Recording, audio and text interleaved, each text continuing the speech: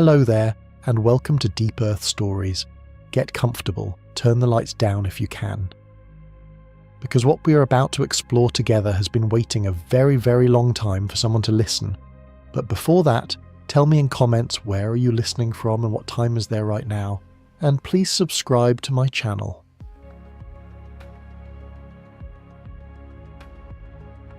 Tonight, you don't need to do anything. You don't need to check anything, finish anything, or solve anything. All of that can wait.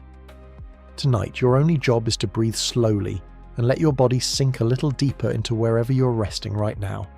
Maybe you're lying in bed, the room dark and quiet, the soft weight of blankets around you.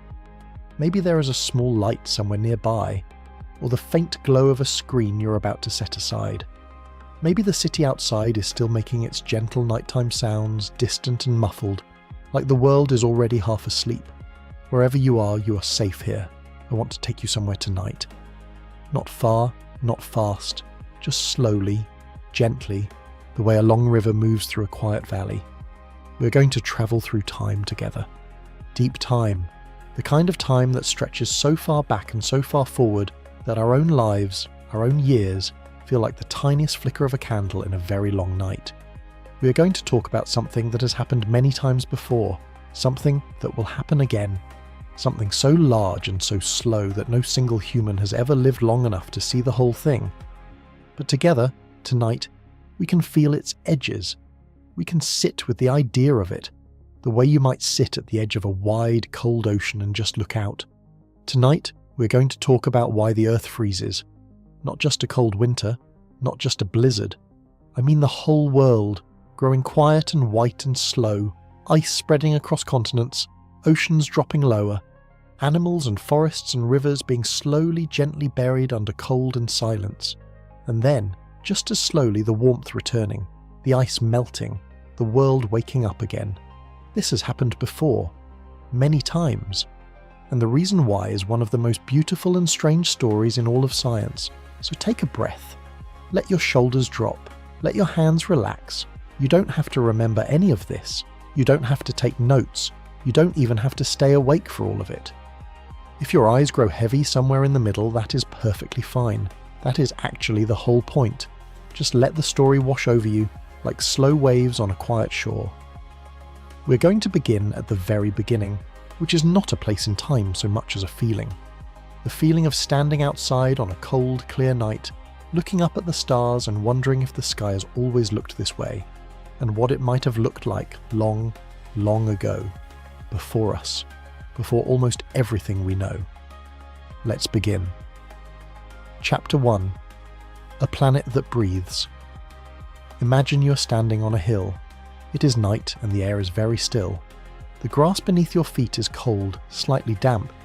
You can see your breath, a soft white cloud that forms and disappears, steady as a heartbeat. Above you the stars are out, thousands of them, bright and unhurried. You stand there and you breathe, and the world breathes with you. This is something we often forget about the Earth, that it breathes, not the way we breathe, not with lungs and air, but it has its own deep, slow rhythms, its own cycles that pulse through millions and millions of years, and one of the most powerful of those rhythms is what scientists call the Ice Age cycle. Every 100,000 years or so, give or take, the Earth goes through a transformation. The temperatures drop slowly, almost invisibly at first. A little more snow falls each winter. A little less of it melts the following summer. Over thousands of years, that extra snow begins to build up. Layer by layer, year by year, it presses down on itself and becomes ice. Thick, heavy, ancient ice. And this ice begins to move. Glaciers form in the mountains and slide downhill. Ice sheets spread outward from the poles, creeping slowly across what used to be fields and forests. In some ice ages, the ice sheets that covered North America were more than 2 miles thick. 2 miles of solid ice pressing down on the land, grinding the rock beneath it like an enormous slow millstone. And then, after tens of thousands of years, something shifts. The warmth begins to come back, slowly, gently. The ice retreats. The land breathes again. Plants return, then animals, then everything else. We are living right now in one of those warm periods. It is called an interglacial. a time between ice ages. The last great ice age ended about 12,000 years ago, which in the deep calendar of the Earth is not very long at all. In fact, it is barely a heartbeat. And so tonight, as you lie still and breathe, I want you to feel that. The Earth beneath you is not just dirt and rock. It is a living record of cold and warmth, of ice and green, of silence and movement, cycling over and over again across hundreds of millions of years. It has been cold before, it has been warm before, and it will be both again. Let that thought be soft and gentle, not frightening. Because the Earth always wakes up again. It always returns to warmth, to green, to life.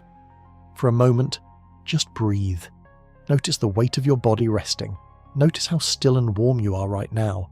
Somewhere out in the dark, the world is turning slowly as it always has. Now, you might be wondering, if the ice ages come and go, if this has happened so many times, what causes it? What could possibly make the entire planet freeze and then thaw over and over again on a schedule of 100,000 years? This is where the story becomes truly beautiful. The answer is not something dramatic.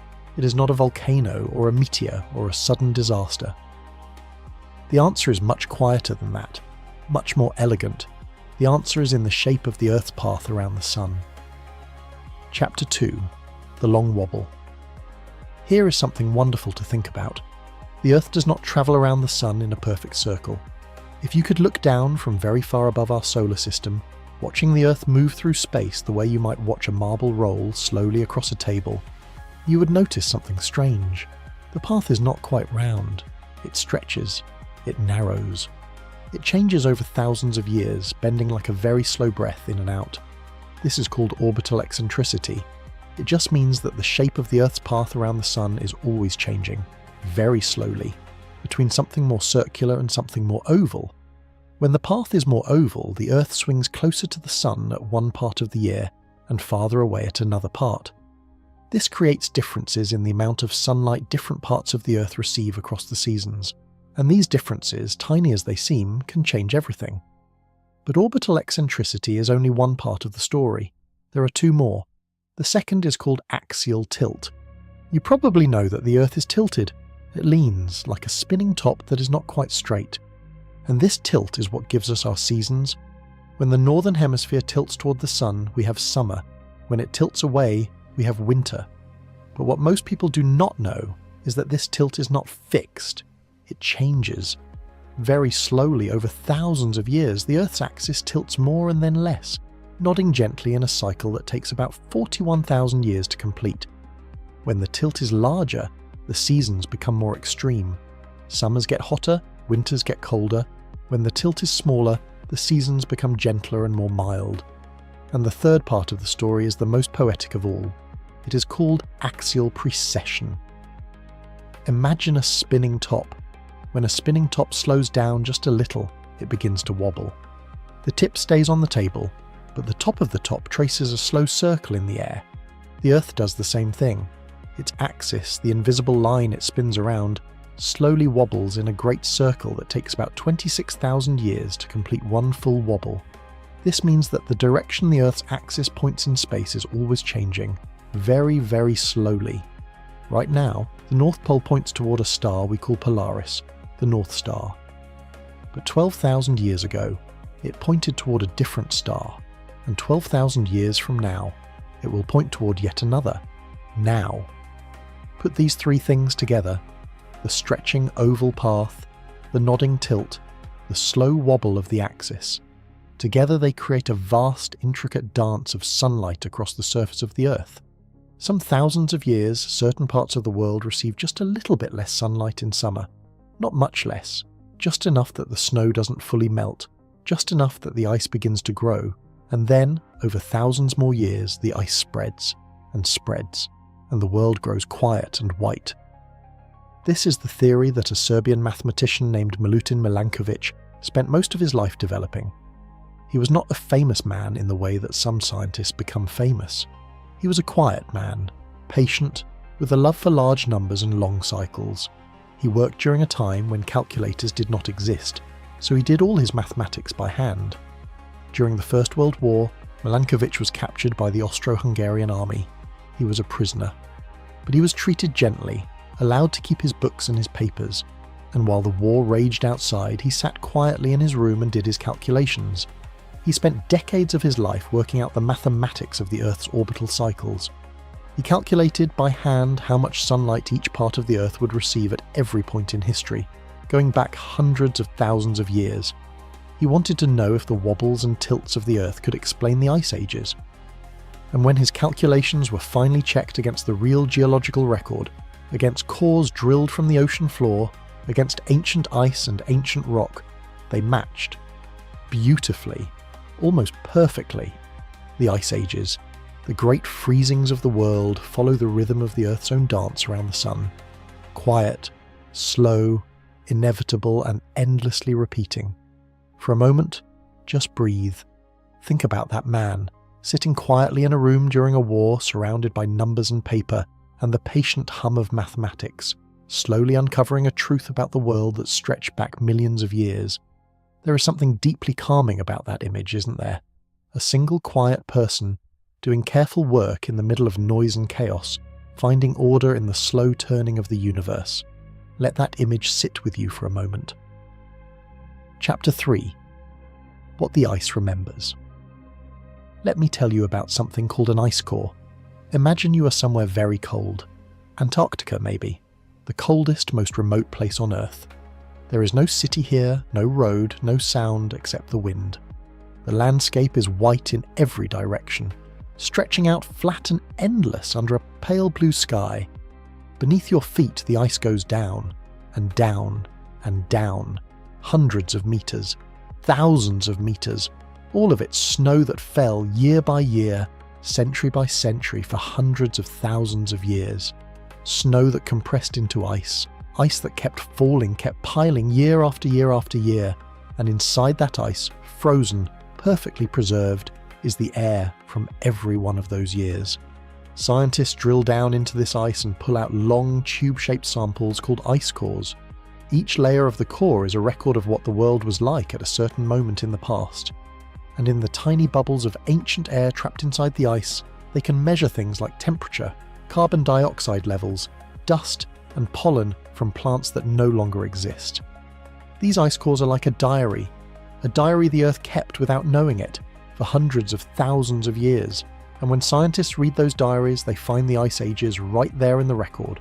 They can see them. The temperature drops, the carbon dioxide drops, the world cools, then slowly it warms again. Some of the most famous ice cores come from a place in Antarctica called Vostok Station, a Russian research station so remote that it takes weeks to reach it by land from the coast. The temperature there in winter can drop to minus 89 degrees Celsius, which is the coldest natural temperature ever recorded on Earth. Scientists drilled at Vostok and pulled up ice cores that went back 420,000 years. They could see 4 complete ice age cycles in that record. 4 times the world cooled, 4 times it warmed, each cycle taking roughly 100,000 years, just as Milankovitch predicted. Since then, even deeper cores have been drilled. Cores going back 800,000 years, covering 8 full ice age cycles, and every time the pattern holds. The same long cold, the same slow warmth, the same quiet repeating rhythm of the Earth's dance around the sun. But here is something that makes the ice cores even more remarkable. They don't just tell us about temperature, they also tell us about what was alive. Pollen grains fall into the snow, tiny, almost invisible, but they are tough and they last. In the ice cores, scientists can find pollen from trees that grew near Antarctica thousands of years ago, back when the climate was different, back when what is now frozen and bare was once something else entirely. And they can find dust from volcanic eruptions, dust from the Sahara Desert, carried on ancient winds across the ocean and deposited in the snow. Each grain of dust is a tiny message from a world that no longer exists, preserved in ice, waiting patiently for someone to come along and read it. Sometimes I think about all those grains of pollen, all that ancient dust sleeping in the ice for hundreds of thousands of years, perfectly still, patient as only frozen things can be, and I find it deeply comforting somehow, the idea that the world keeps records, that nothing is truly lost, that the past is always there, quiet and waiting in the cold. If your eyes feel heavy right now, that is perfectly fine. You don't need to hold on to every word. Let them wash over you like slow, soft sounds, like rain on a roof or wind through leaves or the distant sound of the ocean. This story will still be here, in pieces, in the warmth of your resting mind. Chapter 4: The World Before the Ice. Now, I want to take you somewhere. Close your eyes, if they aren't already closed. Or let your gaze go soft and unfocused, settled somewhere gentle in the dark. Picture the Earth as it was about 20,000 years ago, right in the middle of the last great ice age. You're standing in what will one day become New York City. But there is no city here. No skyscrapers, no streets, no harbour full of ships. There is just ice. A wall of ice taller than any building, stretching in every direction as far as you can see. The sky above is pale and hazy. The cold is beyond anything we know in our ordinary lives. It bites and burns and presses against every part of you. The Hudson River, which will one day flow through the heart of New York, does not exist yet. It is buried. It is frozen. The land under the ice is being slowly carved, the way a sculptor works with stone, except the sculptor here is unimaginably heavy ice, and the work takes 10,000 years.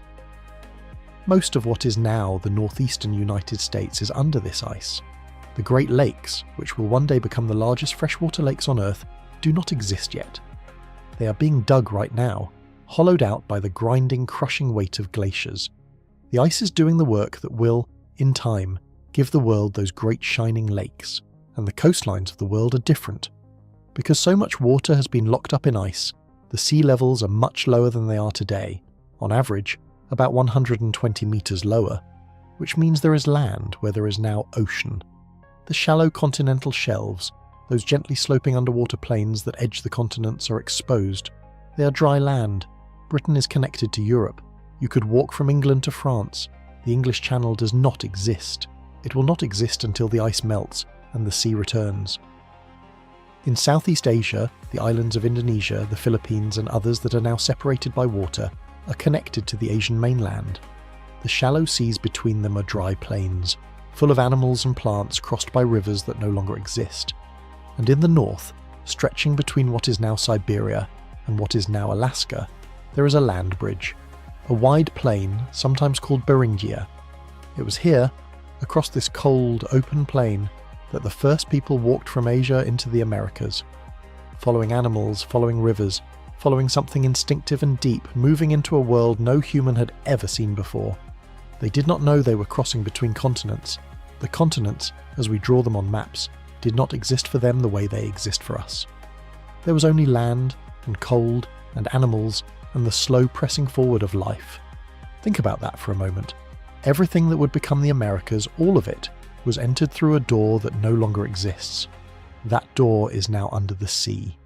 The Bering Strait, the body of water between Russia and Alaska, covers the land where those ancient people once walked. The path of that first great human migration is gone, swallowed by the returning ocean when the ice melted and the waters rose. But the people made it through. They spread south, over thousands of years, reaching the tip of South America, every mountain and valley and river and forest in between. All descended from people who walked through a door that the sea has since closed forever. That is something worth sitting with. The world changes. The doors open and close. What was once land becomes sea, what was once ice becomes river, and life, persistent and patient, always finds its way through. Let that thought be gentle. Let it settle like dust in still air, soft and slow. For a moment, just breathe. Chapter 5: The Slow Arrival of Cold. Let me tell you how an ice age begins. It does not begin with a single cold day. It does not begin with one bad winter. If you were alive at the very start of an ice age, you would not know it was beginning. The change is so slow, so patient, that it moves across generations without anyone noticing. Imagine a field somewhere in what is now Canada, 30,000 years ago, but at the very beginning of an ice age that is just barely starting, 50,000 years ago, 100,000 years ago, in the early stages of the last great cold. The summers are just a little bit shorter than they used to be. The sun stays a little lower in the sky. The days are slightly less warm, not dramatically so, not enough for anyone or anything to stop and say, something is changing, but just enough. That autumn, the first snow comes a little earlier than usual. It covers the ground in October instead of November. This happens sometimes. It is not remarkable. But then winter comes, and it is a little colder than average, and spring comes, and the snow melts a little more slowly. By summer, most of the snow is gone, but not all of it. In the shadowed valleys, in the places where the sun cannot quite reach, a little extra snow remains. This is where the magic starts. Or maybe the word magic is not quite right. Maybe the word is momentum. When snow and ice are on the ground, they reflect sunlight back into space. Bright white surfaces are very good at reflecting light. This is called albedo, from the Latin word for whiteness. Snow has a very high albedo. It bounces the sun's energy away before it can be absorbed and turned into heat.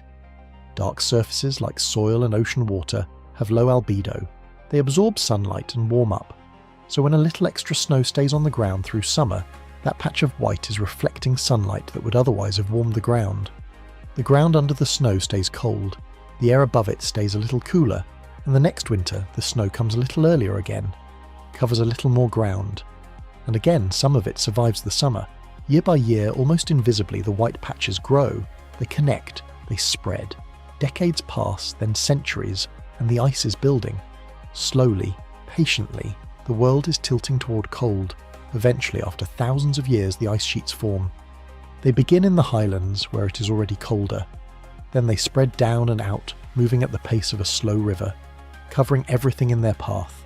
Animals sense the change before they can name it, if naming things were something they did. They begin to move south. Forests thin, tundra spreads.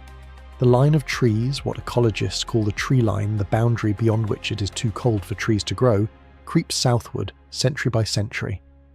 And the cold, having built so long and quietly, becomes a kind of presence. Not violent, just inevitable, just patient, just slow. This is something I want to leave with you as we close this first part of our story. There is a kind of comfort in slowness. We live fast, our days fill up, our minds rush forward. We worry about tomorrow and next week and next year. We carry a great deal of speed inside us even when we are lying still. But the earth does not hurry. The ice does not hurry. The long cycles of cold and warmth do not rush. They move at a pace so unhurried that no single life, no single century can see their beginning or their end. And somehow this feels like permission. Permission to be slow, permission to be still, permission to breathe and let time move around you, patient and quiet, the way it always has. The story is not finished. There is so much more to tell. We have barely begun to understand what causes those first small changes in sunlight. We have not yet talked about what happens inside the Ice Age, or how it ends, or what the world looks like when the warmth finally returns. But that is for later. For the next part of our journey, which will find you resting, eyes closed, body heavy with the quiet weight of sleep, for now, let everything we have talked about drift softly around you. The Milankovitch cycles turning slowly in the sky, their rhythms stretching back millions of years. The ice cores of Antarctica, holding the memory of ancient air in tiny frozen bubbles. The first people walking across a land bridge that no longer exists, entering a world that was new to every single one of them. And the ice itself, patient and white, building itself year by year from nothing more than a little extra snow in a shadowed valley. Breathe slowly. Feel the warmth of wherever you are resting tonight. You're here, in a warm period, on a planet that has been cold and warm many times before and will be again, long after all the things we know have changed beyond recognition. And in this warm, quiet moment, you are safe. The world turns slowly, and so do we. Chapter 6. When the world goes quiet. Imagine you are a forest, not a person standing in a forest, the forest itself. A vast, breathing, living thing spread across thousands of miles of what is now northern Europe. You're old. Your oldest trees have been growing for centuries. Your roots go deep into soil that remembers warmer days. Birds nest in your branches. Deer move through your shadows. Wolves sleep in hollows between your oldest roots. And then, one autumn, something is different. You cannot name it. Forests do not name things. But something in the way the light falls, something in the angle of the sun, something in the temperature of the soil, is just a little different from the autumn before. The leaves turn earlier, the The cold comes sooner, and when winter arrives, it arrives with a quiet certainty, like a guest who intends to stay much longer than usual. This is how the Ice Age comes to a forest. Not with a crash, not with a roar, with a quiet, slow persistence that takes centuries to become visible and millennia to become undeniable. Over generations of trees, the forest begins to thin at its northern edge. The trees that live farthest north are the most exposed. Pine trees, spruce trees, hardy, patient trees that can endure great cold. But even they have limits. As the winters lengthen and the summers shorten, even those tough trees begin to struggle. They grow more slowly. They do not reproduce as vigorously as they once did. Their seedlings sprout but do not always survive the frost, and slowly, century by century, the northern edge of the forest retreats. The tree line moves south. Where there used to be pine forest, there is now tundra, low, windswept, open ground. Grass and moss and lichen, bent flat by the wind, dotted with the small, tough flowers that can bloom in a very short summer and then go dormant again for 9 months of cold. And north of the tundra, the ice. Not the familiar ice of a frozen pond or a winter road. Something far older and heavier, ice that has been building for thousands of years, ice with its own internal layers, its own history, its own weight that presses on the land beneath it, hard enough to push the rock down, to lower entire continents by hundreds of meters. This is the reality of an ice age, not a single dramatic moment, but a long, slow transformation. A world that changes the way a river changes its course. Not overnight, not in a single storm, but over so much time that the change becomes its own kind of permanence. Let your breathing stay slow and even. If you can feel your chest rising and falling, notice that. The simple rhythm of breathing in and breathing out. The body knows how to do this without any help. It has known for your whole life. The world knows its rhythms too. Chapter 7. Life at the Edge of the Ice. Now, I want to tell you about the animals, because when we imagine an ice age, we often imagine a world empty of life, a white, frozen, silent place where nothing can survive. But that is not quite right. Life is more persistent than that. Life finds a way to exist even in the coldest, harshest edges of the world. During the last ice age, the world was home to creatures that most of us only know from bones in museums. The woolly mammoth. Picture one now, if you like, standing in the pale grey light of a cold afternoon, somewhere on the vast open plain that stretched across what is now Siberia and northern Europe. It is enormous, taller than an elephant, covered in thick, shaggy brown fur that hangs almost to the ground. Its tusks are long and curved, sweeping forward and then upward, reaching out into the cold air like two great arms stretched wide. The mammoth does not look cold.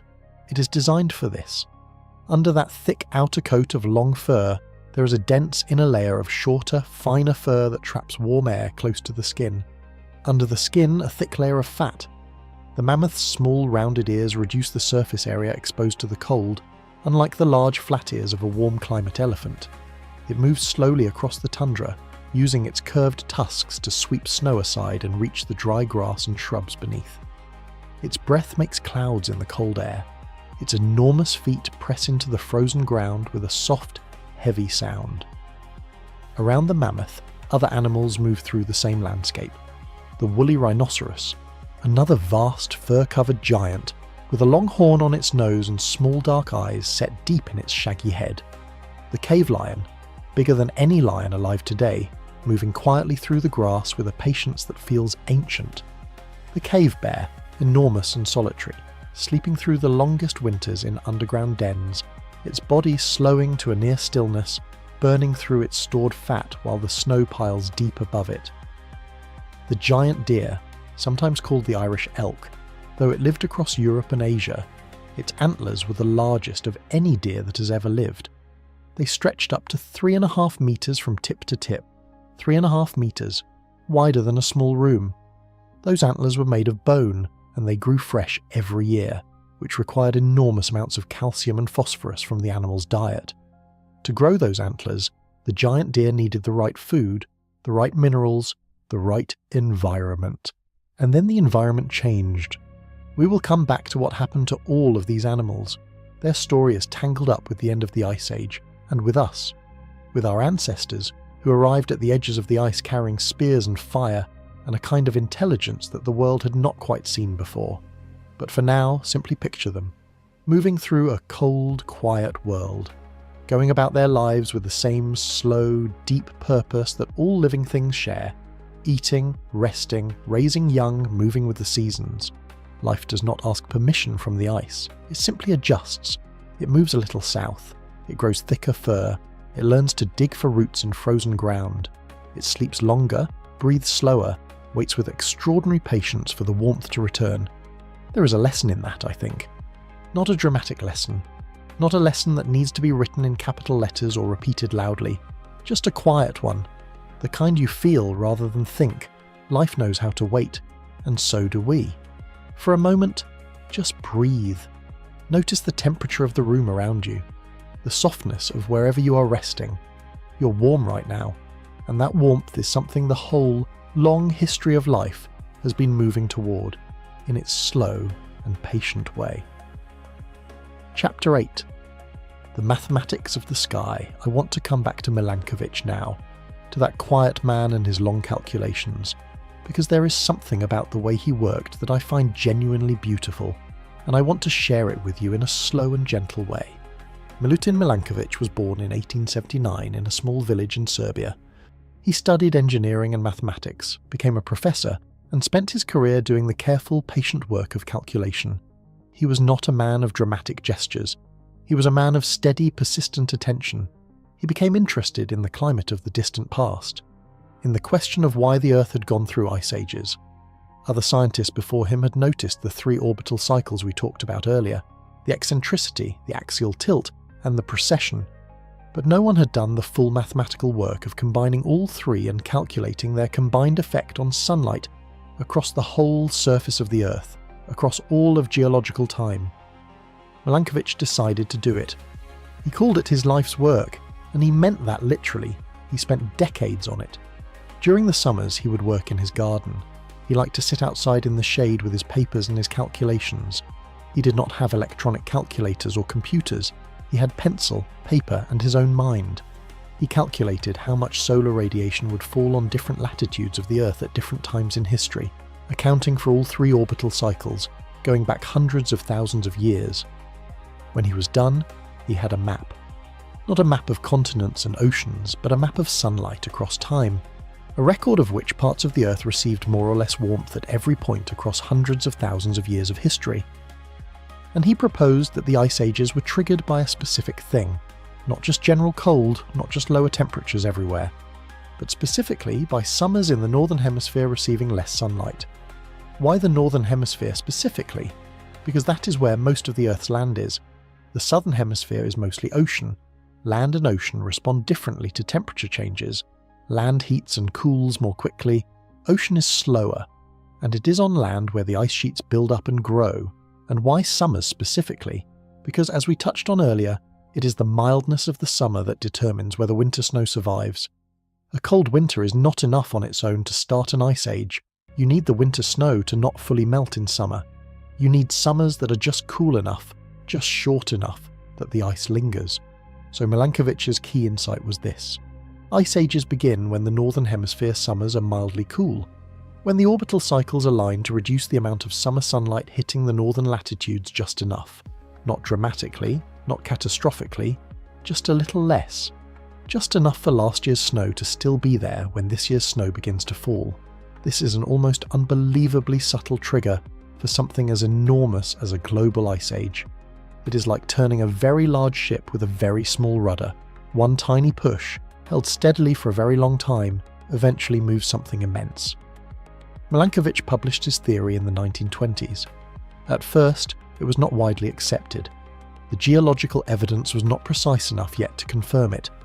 Some scientists were skeptical, some ignored it entirely. Milankovitch kept working. He revised his calculations. He made them more precise. He spent the last decades of his life refining and defending his theory. He died in 1958.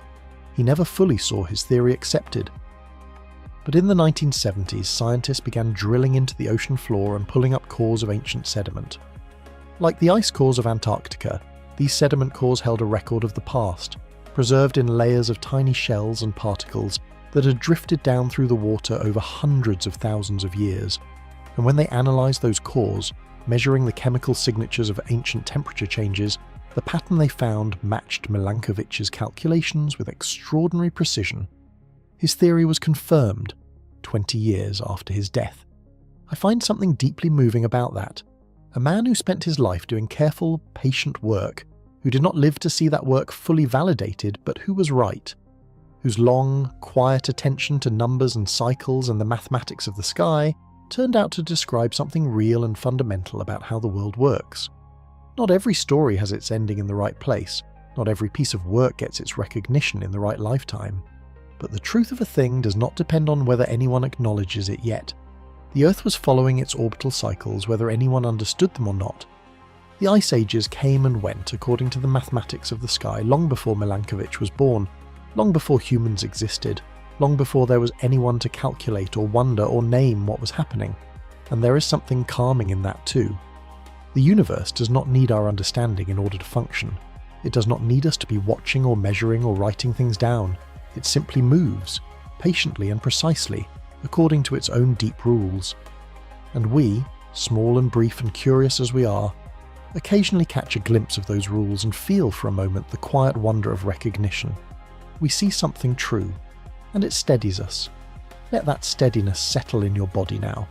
Feel the floor or the bed or whatever is beneath you. Feel solid and still and held. Chapter 9. The Oceans Remember. There is another keeper of memory I want to tell you about tonight. We talked about ice cores, those long cylinders of ancient ice drilled from Antarctica and Greenland, full of frozen air bubbles and ancient dust. But the ice cores are limited. The oldest ice cores go back about 800,000 years. Ice older than that has been compressed and moved and eventually lost. For older records, scientists turn to the ocean floor. The deep ocean floor is one of the most undisturbed places on Earth. Far from the surface, in the dark and cold, the pressure is enormous, and the movement is almost nil.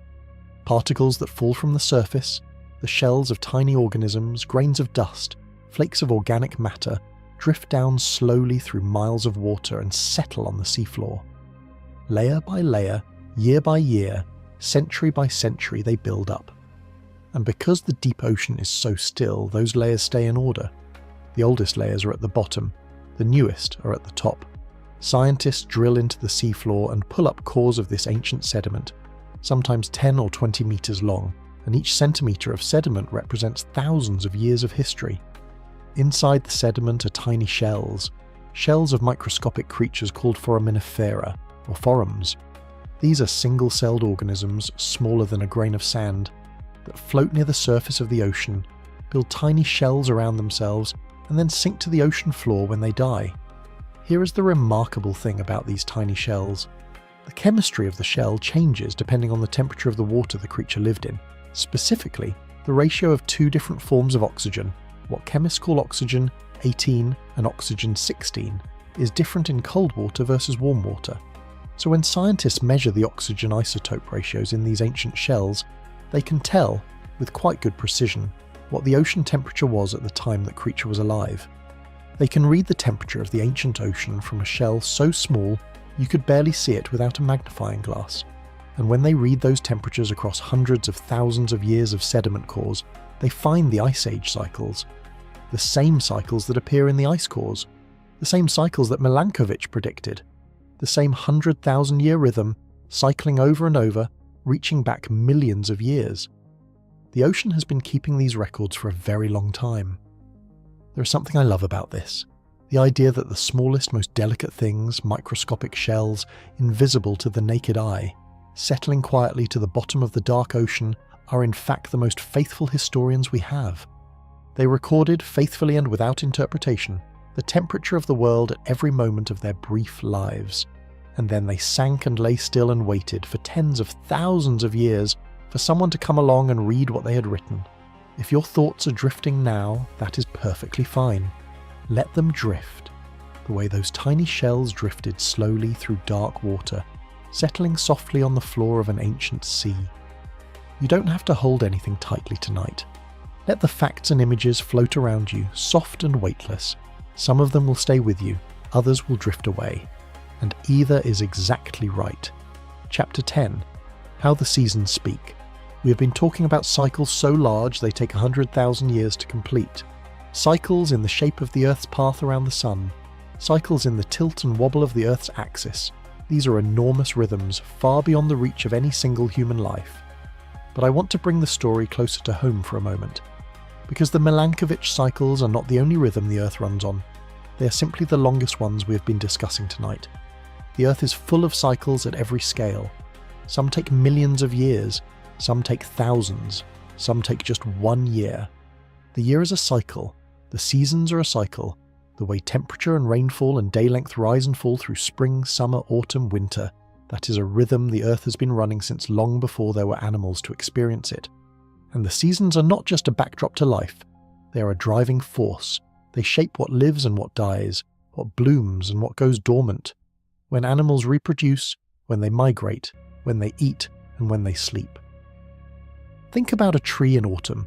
As the days shorten and the sunlight grows pale and thin, the tree begins to prepare for winter. It stops making chlorophyll, the green pigment that captures sunlight and turns it into food.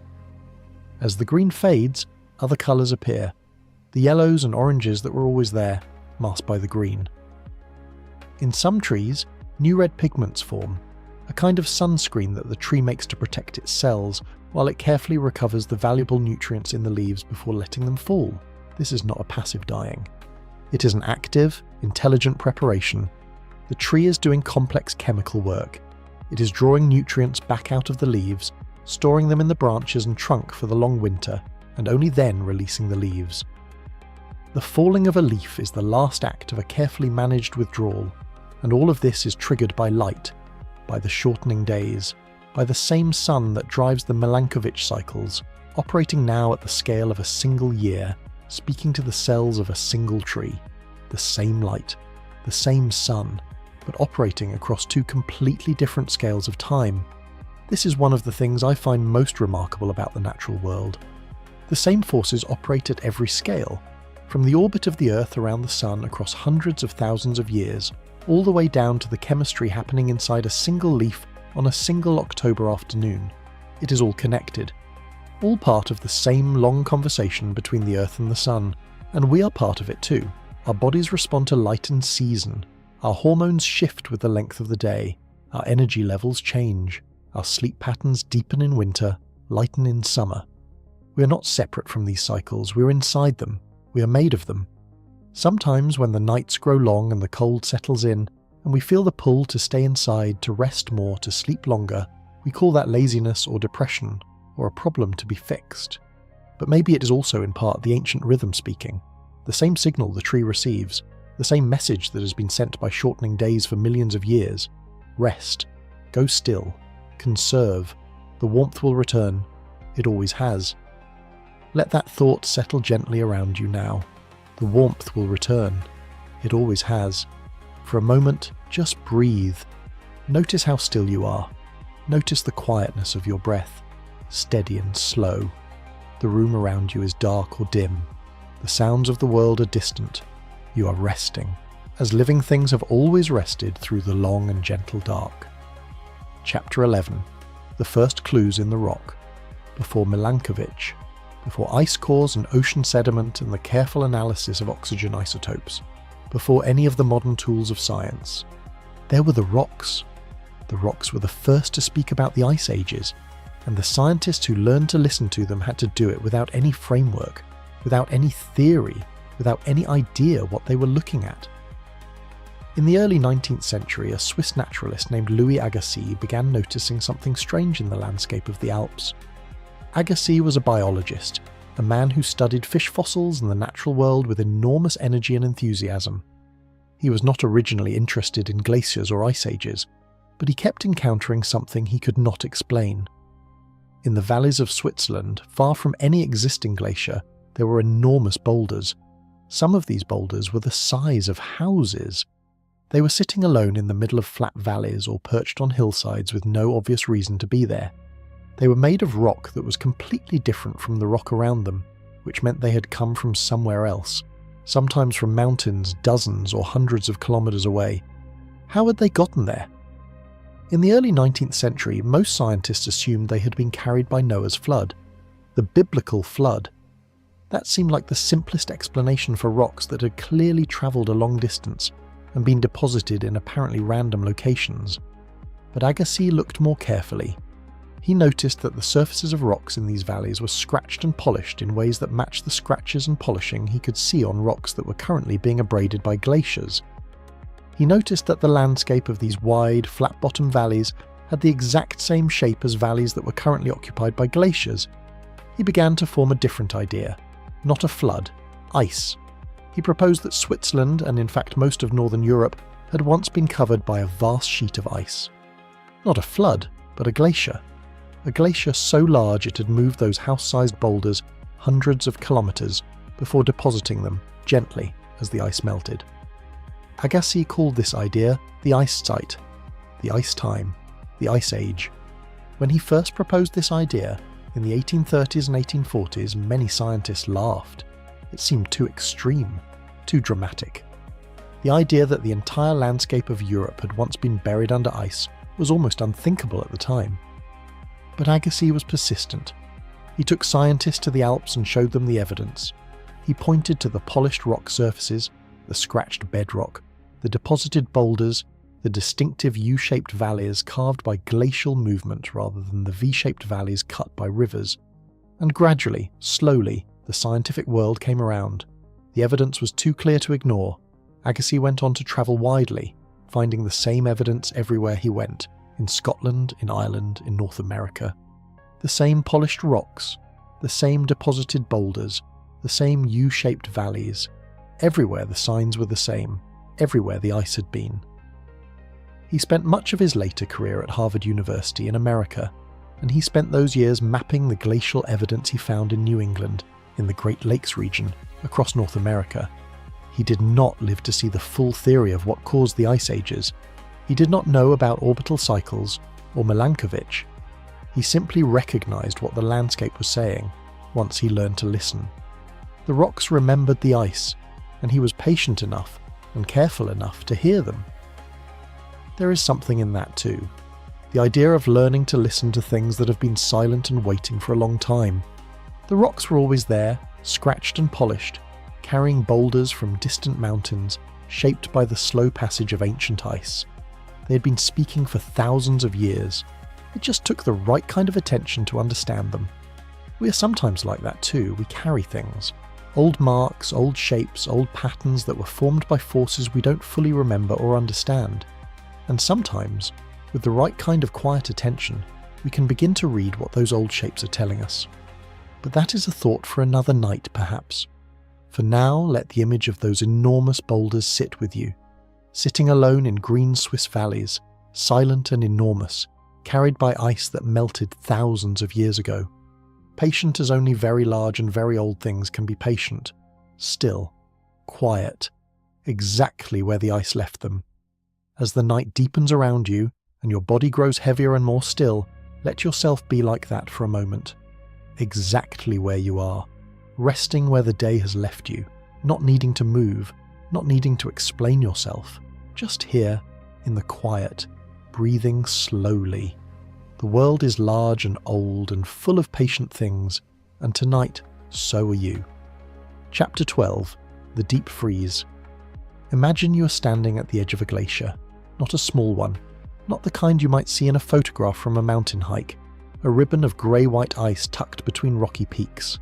I mean a continental ice sheet, something so large that you cannot see where it ends.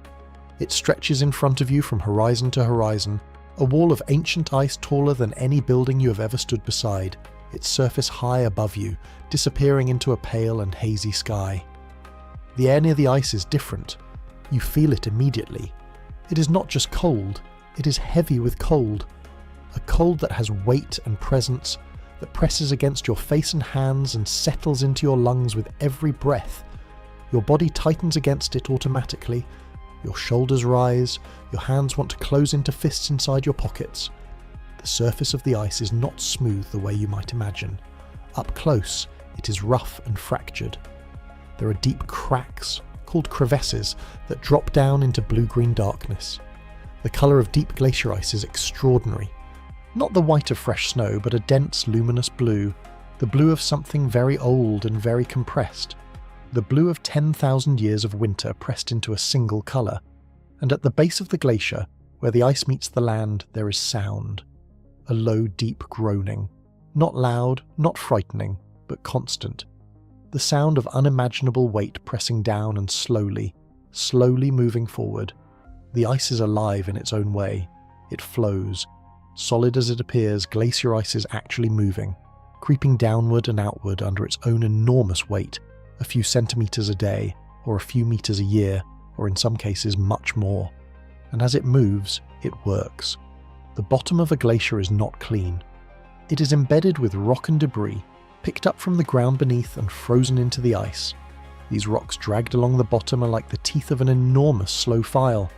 They scratch and grind the bedrock beneath the glacier, wearing it down, carving it into new shapes. This is how the great landscapes of the northern world were made. The fjords of Norway, those deep, narrow inlets of the sea, cut into the coastline like the fingers of a giant hand, were carved by glaciers. The ice moved down through valleys, deepening and widening them, and when the ice melted and the sea level rose, the ocean filled those deep carved valleys and became the fjords. The lochs of Scotland, long and dark and deep, were carved by glaciers. Loch Ness, which you may have heard of for reasons other than its geology, is a glacial lake. Its depth and shape were determined by ice that moved through that valley thousands of years ago. The Great Lakes of North America, those 5 enormous freshwater seas that hold 20% of all the surface freshwater on Earth, were carved by glaciers. The ice sheets that covered North America during the last ice age ground down through the existing river valleys, deepening them enormously, and when the ice retreated and the meltwater filled them, the Great Lakes were born. Even the soil of much of the northern world is glacial.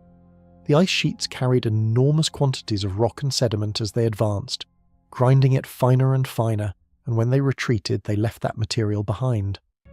The deep, rich topsoil of the American Midwest, the soil that grows so much of the food that feeds the modern world, was deposited by glaciers, carried from distant mountains and ground fine over thousands of years of glacial movement, then left behind as the ice retreated.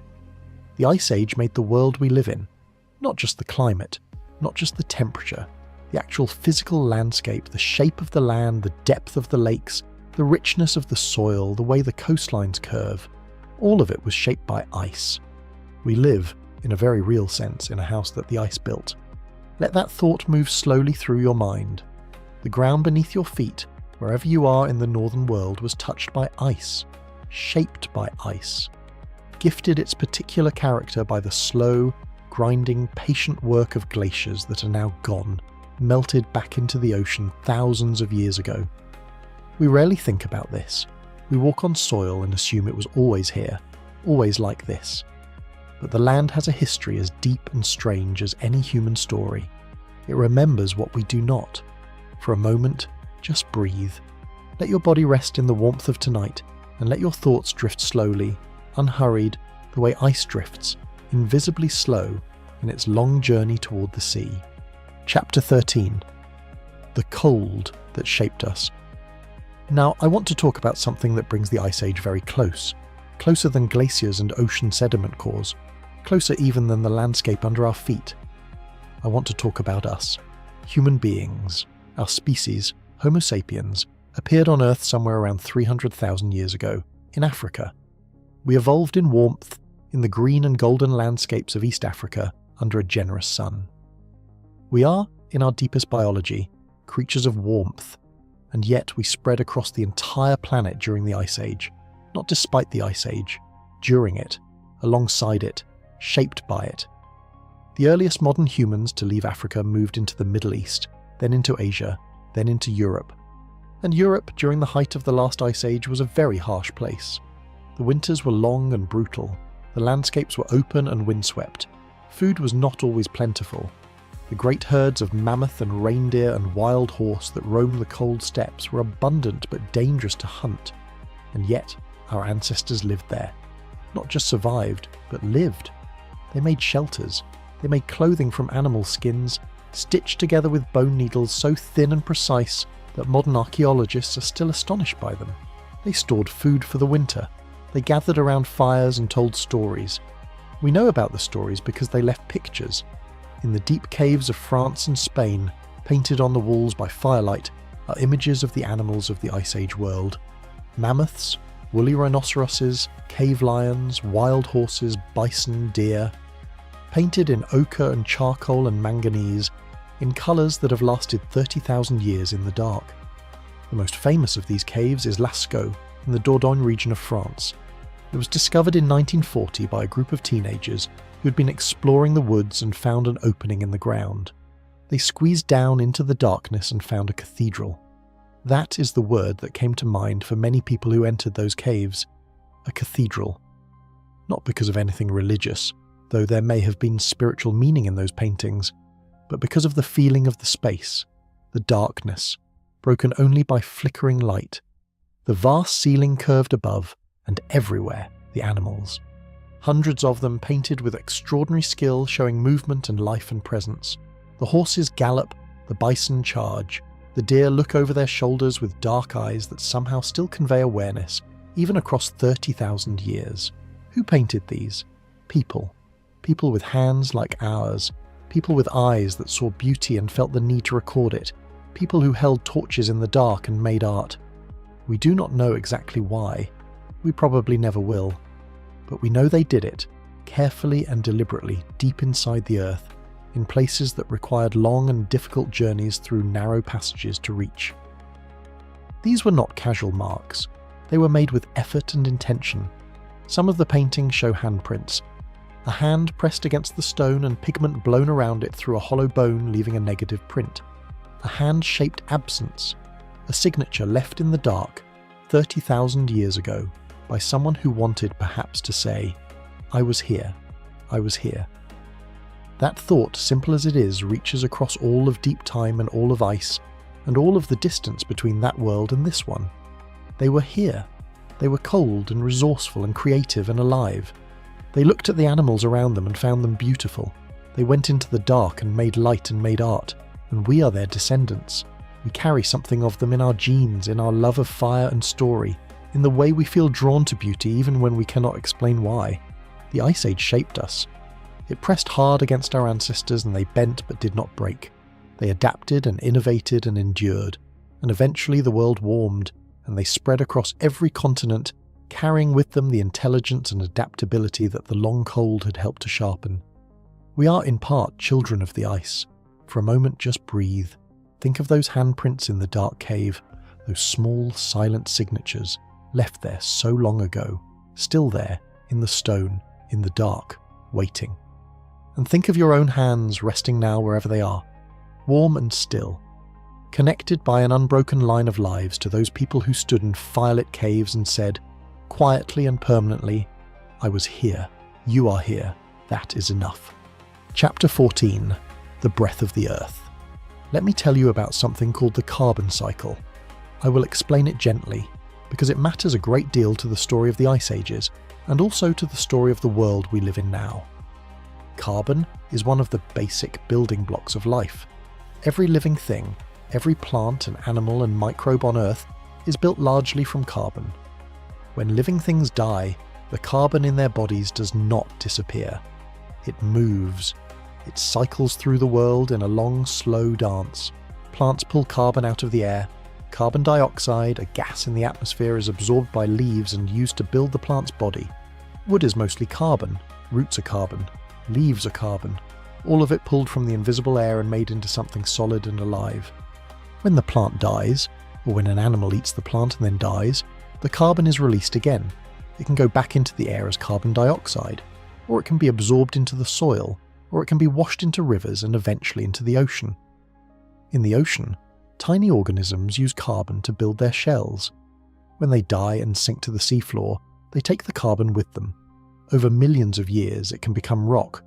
Limestone, for example, is largely made of ancient shells. It is carbon that has been locked into stone. Volcanoes, when they erupt, release carbon dioxide from deep within the earth, returning ancient carbon back to the atmosphere. This cycle of carbon, moving from air to plant to animal to soil to ocean to rock and back again, is one of the fundamental rhythms of the living earth. It is sometimes called the carbon cycle, and it operates at every time scale, from the breathing of a single cell to the eruption of a volcano millions of years in the making. Now, what does this have to do with ice ages? The answer is that carbon dioxide in the atmosphere acts like a blanket. It traps heat from the sun. The more carbon dioxide there is in the air, the warmer the planet tends to be.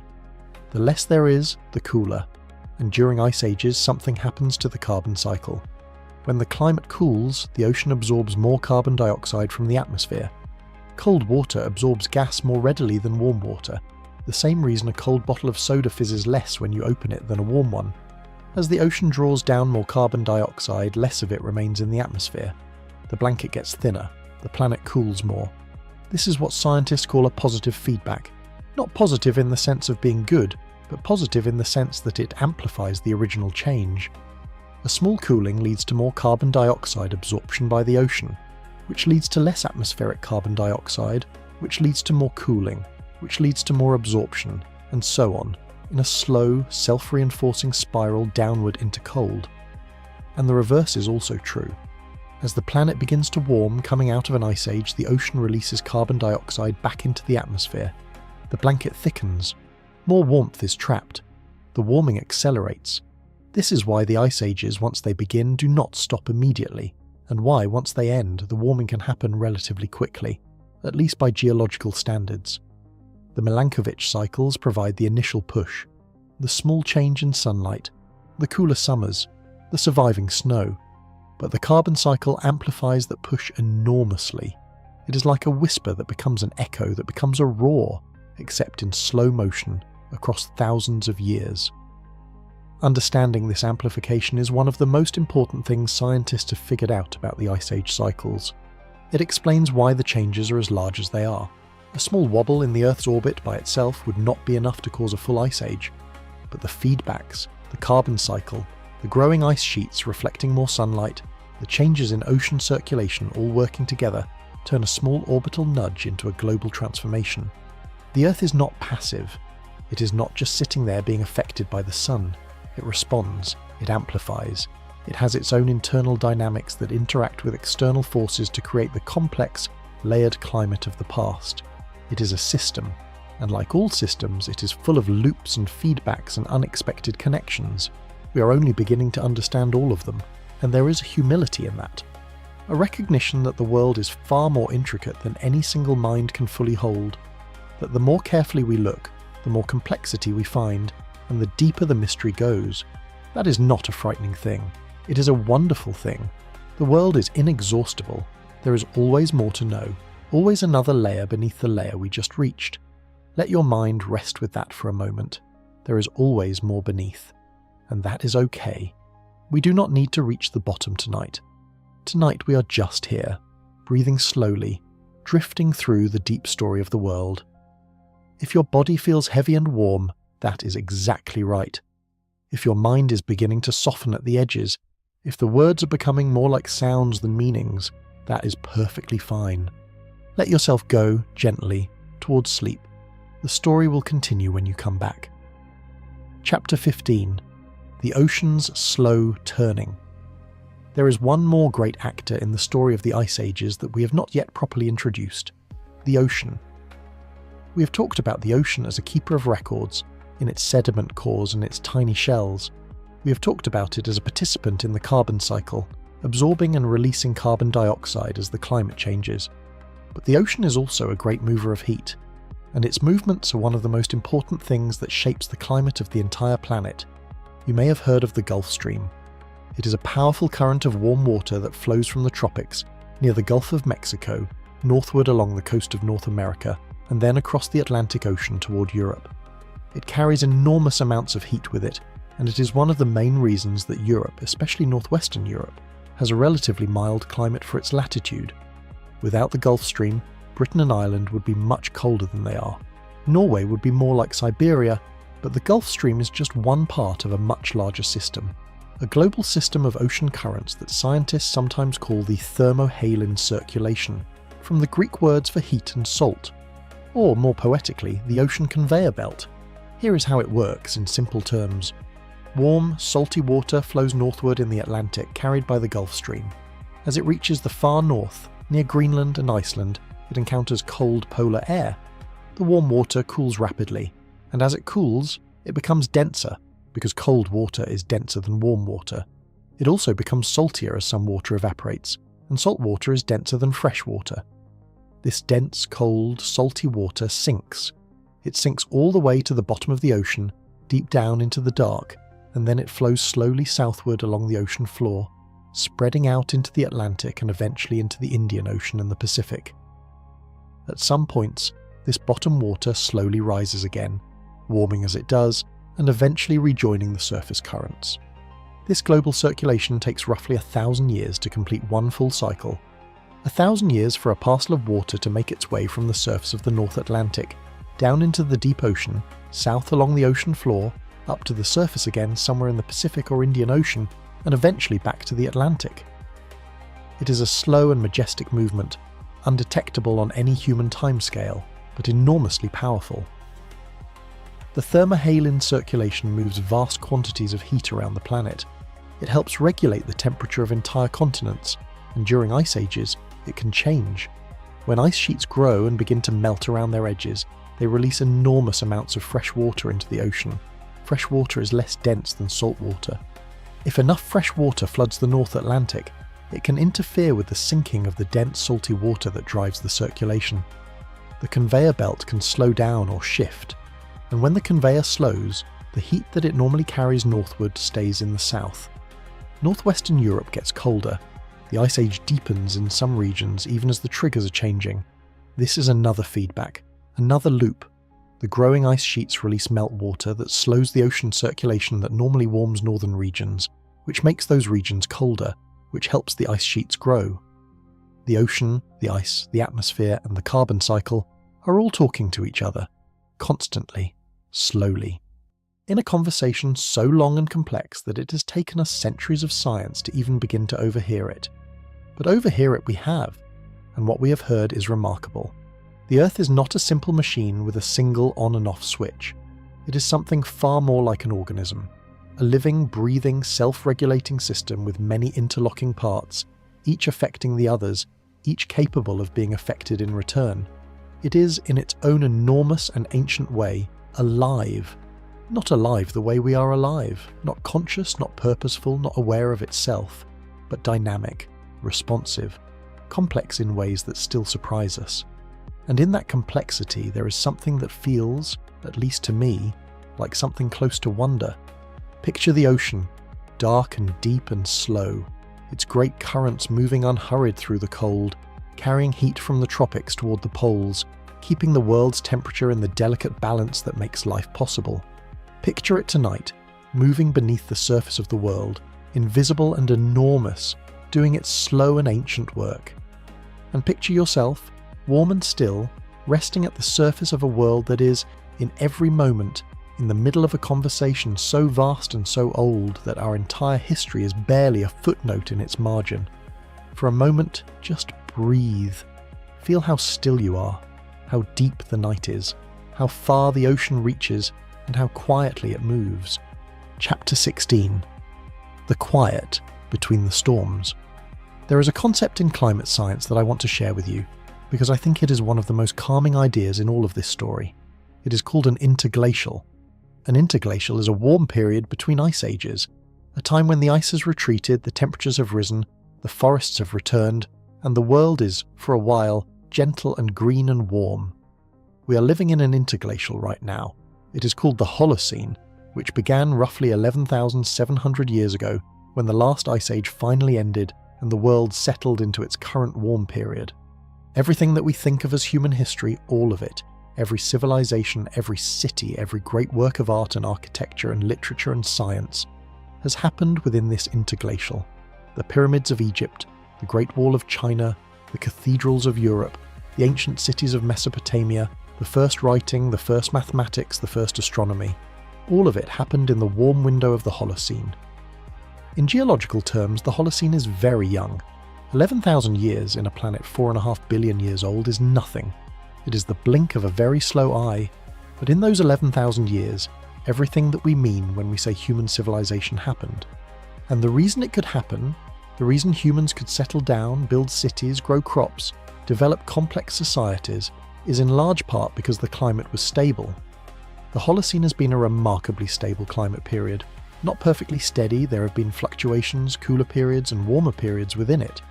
But compared to the dramatic swings of the Ice Age transition, the Holocene has been gentle and kind and consistent. This stability allowed agriculture, and agriculture allowed everything else. Before the Holocene, before the end of the last Ice Age, humans were nomads. They followed the animals, they gathered what they could find, they moved with the seasons. They were intelligent, resourceful, creative, as we saw in those cave paintings. But they could not build permanent cities or complex trade networks, because the climate was too variable and the resources too uncertain. When the Holocene began and the climate stabilized, humans began to plant seeds, and then to stay in one place to harvest them, and then to build walls around their stored grain to protect it, and then to build houses next to the walls, and then cities, and then everything.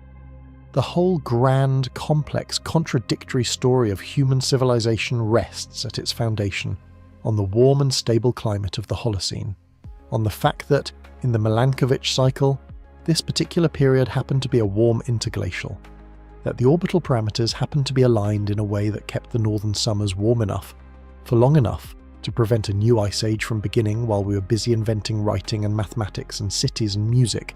It is a remarkable coincidence. Or maybe not a coincidence at all, since any sufficiently complex civilization would naturally arise in a warm, stable period, because that is the only kind of period that allows it. But still, the thought is worth sitting with. Everything you know, everything that has ever been written down or painted or built or sung, everything happened in a warm window between ice ages, a window that has lasted 11,000 years, which is long by human standards but not even a heartbeat in geological time. And the window in geological terms will eventually close again. The next ice age, according to the natural Milankovitch cycles, is not imminent. The parameters are not currently aligned in a way that would naturally trigger one for quite some time.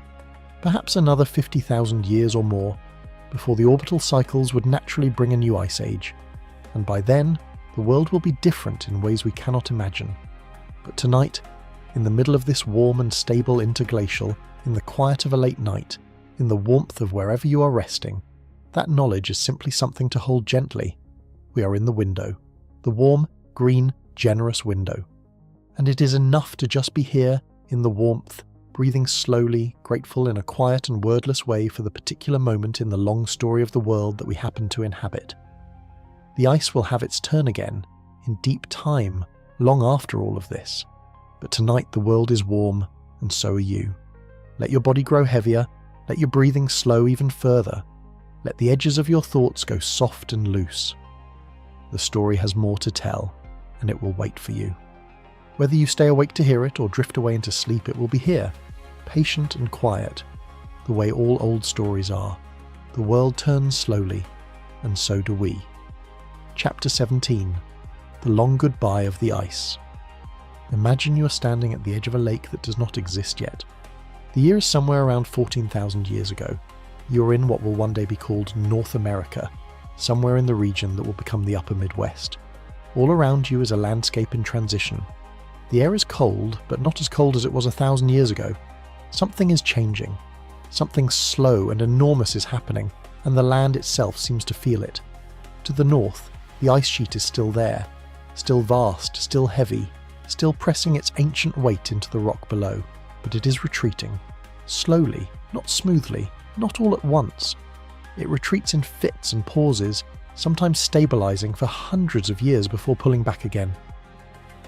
But the general direction is clear. The ice is going home, and as it retreats, it leaves water behind. Enormous quantities of water. The ice that has been building for tens of thousands of years, layer by compressed layer, is melting, and the meltwater has to go somewhere. It pulls against the front of the retreating glacier, blocked from flowing north by the ice itself. It spreads outward, filling the low places in the newly exposed land, forming vast temporary lakes that have no names yet because there is no one here to name them. These are called proglacial lakes, lakes that form at the edge of a glacier, and some of them were staggering in their size. One of the most enormous was called Lake Agassiz, named much later in honour of the man who first recognised the evidence of the Ice Age. At its greatest extent, Lake Agassiz covered more area than all of the modern Great Lakes combined. It stretched across what is now Manitoba, Saskatchewan, Ontario, Minnesota, and North Dakota. A shallow, cold, immense body of water sitting against the face of the retreating ice sheet, its grey surface ruffled by wind, its shores slowly shifting as the ice pulled back and the water followed. And then, at certain moments, catastrophically, suddenly, in geological terms at least, these Great Lakes would find a path out. The ice would thin in one place, or the land would tilt slightly as the weight of the ice was removed, and suddenly an outflow would open. And the water that had been pooling for hundreds or thousands of years would rush out in a flood so enormous that it is almost impossible to picture.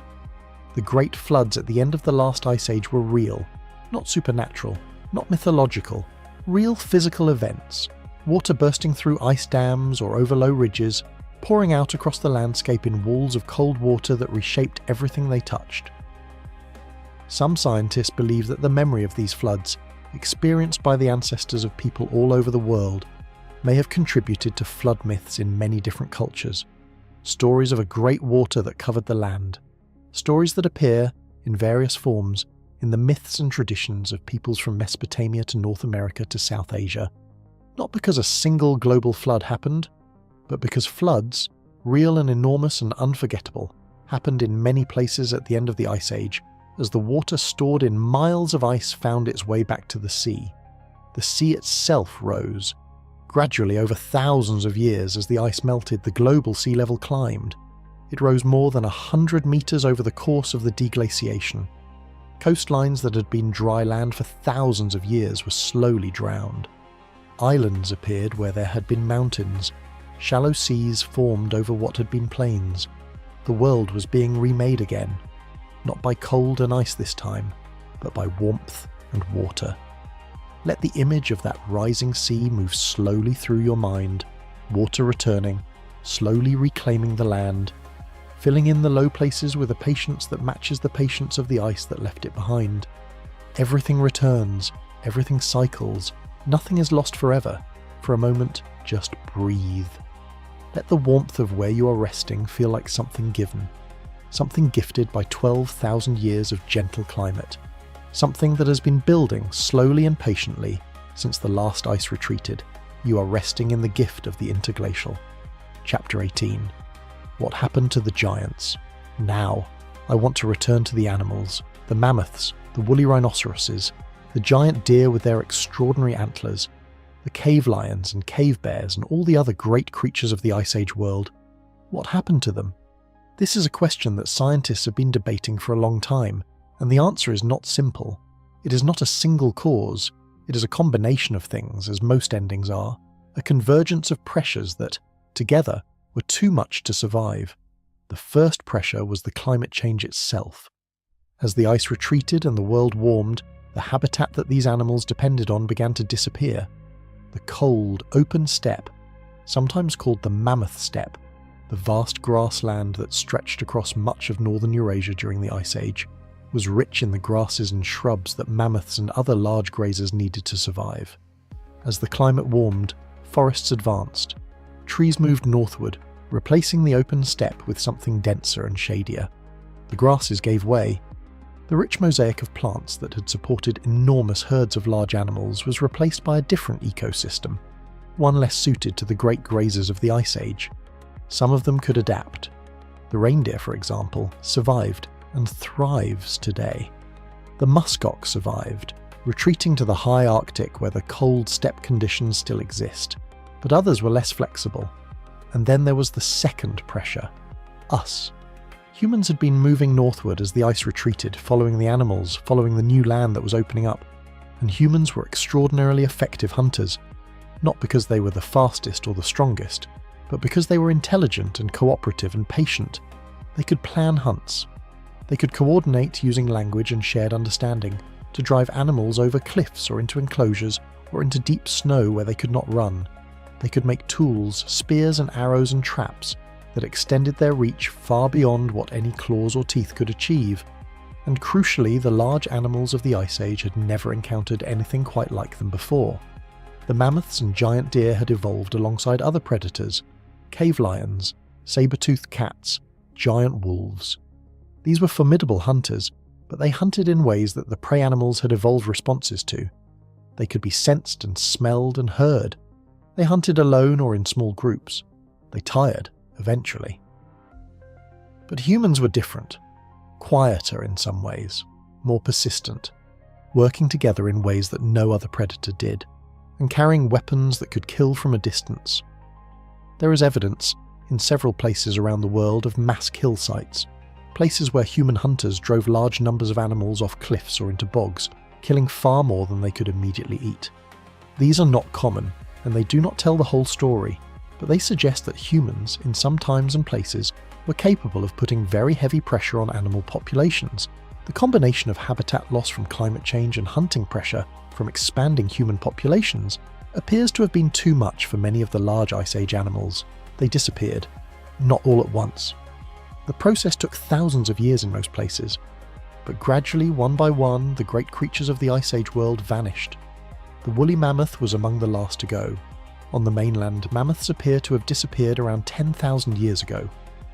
But on a remote Arctic island called Wrangel Island, north of Siberia, a small population of mammoths survived until roughly 4,000 years ago. 4,000 years ago. This means that mammoths were still alive when the Egyptians were building the pyramids, when the first cities were rising in Mesopotamia, when writing was being invented. There were mammoths in the world on a small cold island in the Arctic, while humans far to the south were doing mathematics and astronomy. That thought somehow is both wonderful and a little sad. A small group of the last mammoths living out their days on a remote island, the world changing around them in ways they could not know, while far away the descendants of the hunters who had pressured their mainland relatives were building something entirely new. The last mammoth on Wrangel Island would have died without any ceremony or witness. One day it was alive, and the next day it was not, and the island was quiet, and the mammoths were gone from the world. We carry some responsibility for this. Not us, personally, not any individual alive today, but our species, our ancestors. There is a weight in that, not a crushing weight, not something that needs to become guilt or grief tonight, but a quiet acknowledgement. We are powerful. We have always been powerful, even when we did not fully understand our own power, and that power carries a responsibility that we are still, as a species, learning how to hold. Let that thought be gentle. Let it be not a burden, but an invitation to pay attention, to move a little more carefully through the world. The mammoths cannot come back, but the attention can. Chapter 19. When the ice returns. We have been talking about the Ice Age as something in the past, something that ended, something that is for now over. But it is worth pausing to remember that we're not outside the Ice Age era. We are inside it. The long-term pattern of the Earth's climate over the last several million years is one of regular ice ages, punctuated by shorter warm interglacials. Before about 2.5 million years ago, the Earth was significantly warmer overall. There were no large permanent ice sheets in the northern hemisphere. The poles were cold, but not covered in ice the way they are today. What changed? Scientists are not entirely certain, but the leading explanation involves the slow movement of continents over millions of years, changing the circulation of the oceans and the atmosphere. The closing of the gap between North and South America, forming the Isthmus of Panama, changed the flow of ocean currents and may have contributed to cooling. The ongoing rise of the Himalayas, as the Indian subcontinent slowly collides with Asia, affects atmospheric circulation over a vast region. Whatever the cause, about 2.5 million years ago, the Earth entered what geologists call the Quaternary Ice Age, a period of regular cycling glaciations, ice ages coming and going, roughly on the Milankovitch schedule, cycling between cold and warm with a slow, deep regularity. We are in the Quaternary Ice Age right now. Our current warm period, the Holocene, is an interglacial within that larger Ice Age era. The machinery that produces ice ages, the orbital cycles, the feedbacks, the ice and ocean and carbon cycle interactions, is still running. It has not stopped. It is simply in a warm phase. And in the natural order of things, without any human influence on the climate, the current warm interglacial would eventually end. The orbital parameters would shift back. The summers in the northern hemisphere would cool slightly. The snow would begin to persist. The ice would start to build. This would happen slowly, over thousands of years. It would be invisible to any single generation, detectable only through careful measurement across centuries. But it would happen. Except there is now something new in the equation, something that was not there in any of the previous ice age cycles, something that has been added to the atmosphere in the last 2 centuries and is changing the way the climate system responds to the orbital cycles. Human activity has added a great deal of carbon dioxide to the atmosphere, more than at any point in at least the last 800,000 years of ice core records. And carbon dioxide, as we talked about earlier, is a heat-trapping gas. It thickens the atmospheric blanket that keeps the planet warm. Scientists who study the ice age cycles have done the calculations. They have looked at where the orbital parameters are now and where they will be in the coming thousands of years. And they have concluded that, without human influence on the atmosphere, the current interglacial might naturally have been one of the longer ones, lasting perhaps another 50,000 years before the orbital cycles naturally brought conditions right for a new ice age. But with the added carbon dioxide in the atmosphere, the balance has shifted. The extra warmth from the thickened atmospheric blanket may delay or significantly modify the next glaciation. This is a strange and complex situation. We have, perhaps accidentally, perhaps without fully meaning to, inserted ourselves into one of the deepest and oldest rhythms of the planet. The 100,000-year rhythm of the ice ages, the Milankovitch cycles, the ancient dance of the Earth around the Sun. We have become, whether we intended to or not, a geological force. This is not the place to discuss all the implications of that. This is a gentle night and a sleep story, and the implications of human-caused climate change are a conversation for a different kind of moment. They carry their own weight and complexity and urgency. What I want to offer tonight is simply the perspective, the deep time perspective. We are creatures who emerged very recently in the long story of the Earth. We evolved in the Ice Age. We survived it. We were shaped by it. We carry its memory in our genes and in our oldest stories. And now, for the first time in the 4.5 billion year history of this planet, a single species has become powerful enough to affect the long-term trajectory of the global climate. That is extraordinary. It is sobering, and it is, in its own way, deeply strange.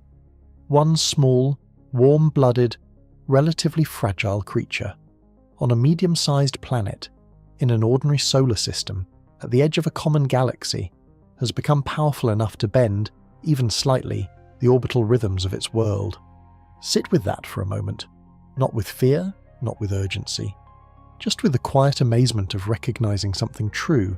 We are very small, and somehow we are also very large.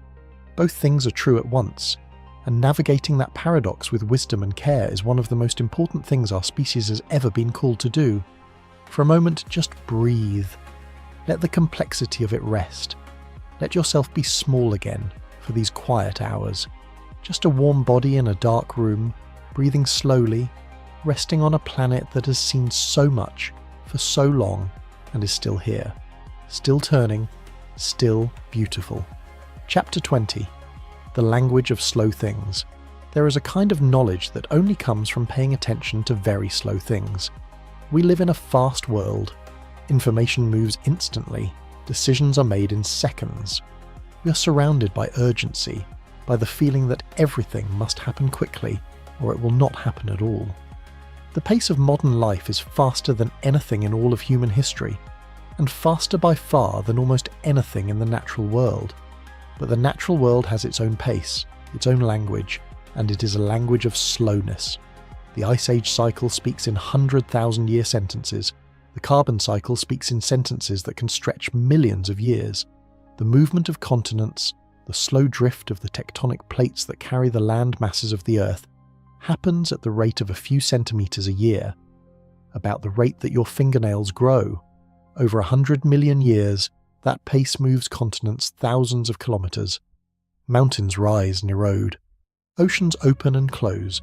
Everything changes, but so slowly that no living thing perceives the movement. When I think about these timescales, I do not feel dread. I feel something closer to relief, because it reminds me that most of what I worry about, in my own small and quickly moving life, is operating at a completely different scale. The things that feel urgent and large to me are from the perspective of deep time, barely a flutter. A momentary ripple on the surface of something immensely deep and slow. This does not make those things unimportant. The details of a single life matter enormously. Love matters. Loss matters. The small daily experiences of being human matter. They are the most immediate and vivid things we know, but they are happening inside something much larger, something much slower, something that has been going on long before we arrived and will continue long after we're gone. And sometimes, when the fast world feels overwhelming, it helps to step back into the slow one for a little while. To remember the ice, to remember the small shells drifting down through dark water, to remember the mammoth standing in cold afternoon light, breathing clouds of steam, perfectly present in a world that was already ancient when it was born. To remember the handprints in the cave, left by someone who stood in the dark with a torch and felt the same deep human impulse to reach out and say, quietly, permanently, I was here. We're all saying that, in our own ways, every day. And we're all, in the deep time of the earth, very briefly here. That is not a sad thought, or at least it does not have to be. It can also be a freeing one. You do not have to solve everything tonight. You do not have to understand everything, or fix everything, or be everything. You are here, briefly and beautifully in the warm window of an interglacial, on a planet that has survived ice and fire and flood and the slow drift of continents, and is still, astonishingly, green and blue and alive. And tonight, you are resting. Let yourself rest deeply now. Let the slow language of the world wash over you, the 100,000-year sentences, the million-year paragraphs, the long, patient story of a planet that keeps breathing, keeps cycling, keeps finding its way back to warmth. You are inside that story. You have always been inside it. And it is a good story to be inside. Chapter 21. The Memory Beneath Your Feet. I want to leave you, as this part of the journey comes to a close, with one more image. Wherever you are right now, whether you're in a city or a town or a village, whether there is concrete beneath you or wood or soil, there is something beneath all of it that remembers the ice. In the northern parts of North America and Europe and Asia, the bedrock has been shaped by glaciers. The valleys were carved by them. The soil was deposited by them. In some places you can still see the glacial scratches in the exposed rock, long parallel lines scraped into the stone by rocks embedded in the bottom of ice that passed over 10,000 years ago. In other places you can find what are called glacial erratics. Those house-sized boulders that Louis Agassiz noticed in the Swiss valleys, they are everywhere in the formerly glaciated landscape. A boulder of pink granite sitting in a field of grey limestone, a massive rock perched on a hilltop seemingly placed there by a careless giant. These are the fingerprints of the ice, the signs that the glacier was here, moving, carrying, and eventually releasing its cargo. Even the way water drains across the landscape was shaped by the ice. Rivers follow channels cut by glacial meltwater. Lakes fill basins carved by glacial erosion. The whole hydrology, the whole pattern of where water flows and where it collects, across vast regions of the northern world, was organised by ice that has been gone for 12,000 years. The ice is gone, but its memory is everywhere, and there is something deeply comforting about that to me. The idea that things leave their mark even after they are gone, that the patient, careful work of slow forces operating over enormous stretches of time is preserved in the landscape long after those forces have moved on.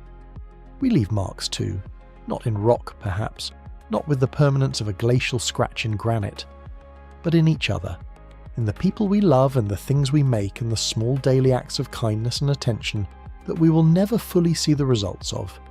We move through the world slowly and briefly, and we leave it slightly different from how we found it, the way the ice did, not always dramatically, not always visibly, but real, and permanent in its own quiet way.